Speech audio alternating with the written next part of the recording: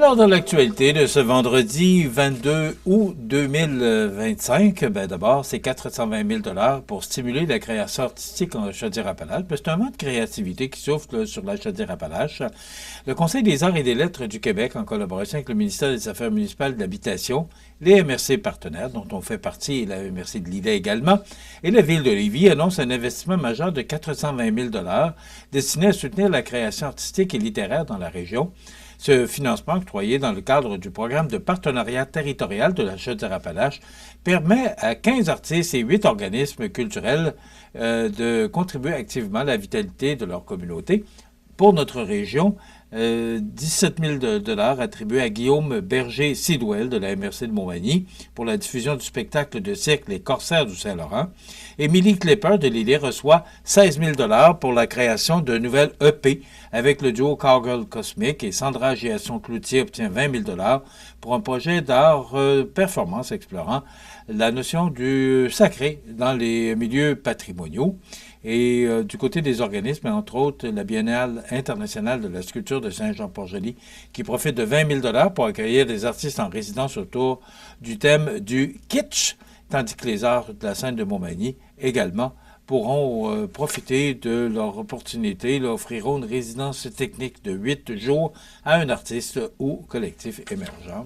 Voilà, 420 000 $, c'est quand même digne de mention.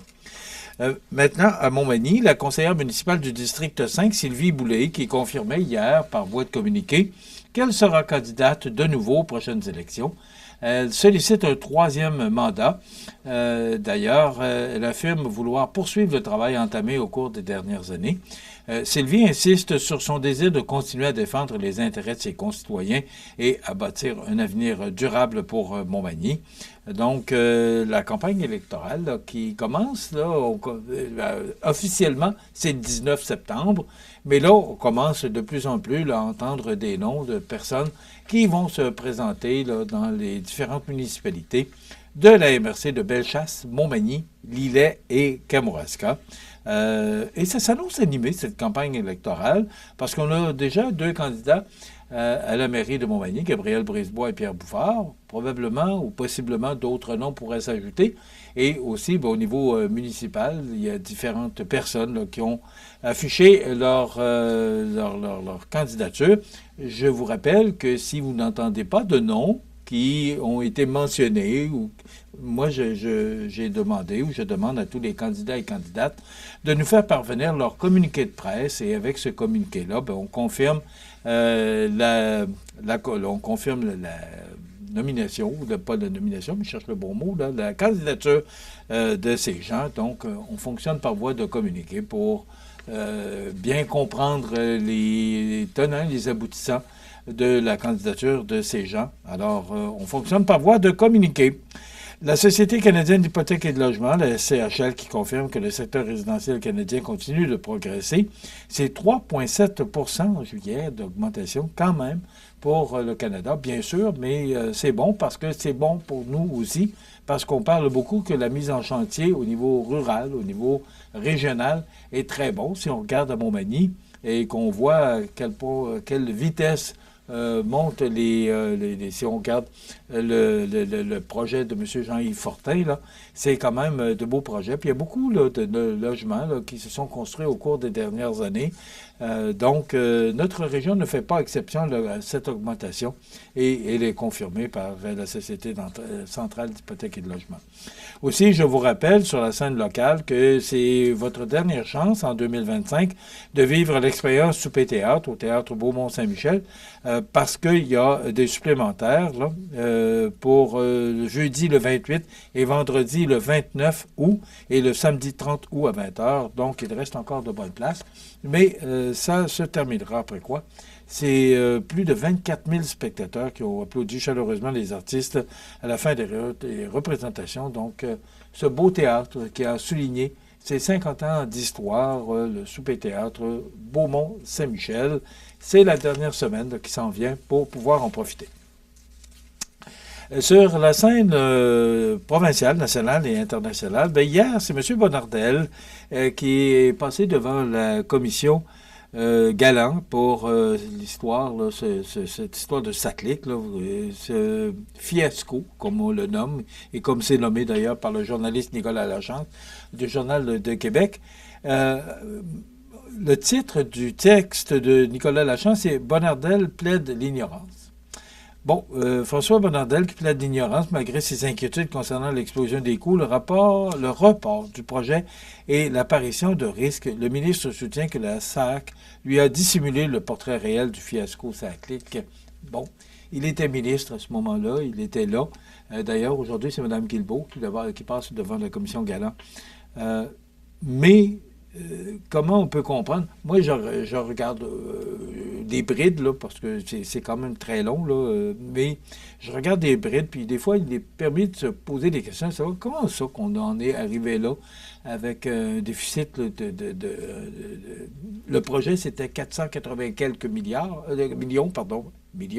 480 quelques millions, c'est ramassé avec 1,2 ou 1,3 milliard. Là. Comment... des fois, on se demande, ces gens-là sont payés, là, je ne parle pas nécessairement de M. Bonnardel, mais tous ceux qui ont gravité autour de ce projet satellite, là, ces gens-là ont un projet et ont une enveloppe de 484 millions. Et ils sont tenus de respecter ce budget-là. On le fait en entreprise privée, on ne pourrait pas dépasser des déficits tout le temps parce qu'il n'y aurait pas d'entreprise. Alors, on a une enveloppe, on respecte l'enveloppe. Je comprends difficilement comment on peut en venir à un déficit comme celui-là. Et je me demande aussi, bon, M. Galland, Maître Galland, là, qui est le commissaire de cette commission Galland, là, pour faire la lumière sur ce fiasco, va produire son rapport. Il me semble que c'est le 15 décembre qu'il est tenu de produire son rapport. Mais après ça va donner quoi? Probablement qu'on va prendre des mesures pour plus que ça arrive, mais quand même, on perd quand même 5 à 600 millions. Et ça, c'est juste ce dossier-là. Là. Je ne parle pas des autres dossiers qu'on perd de l'argent. Là. Des fois, il est à se questionner, à savoir comment on est géré. C'est inquiétant. Ah ben, ce qui est inquiétant aussi, et c'est dans le journal de Québec de ce matin, des vins américains dans les égouts. Vous savez qu'on a retiré les vins américains sur les tablettes de la SAQ et on ne peut pas être en désaccord avec ça.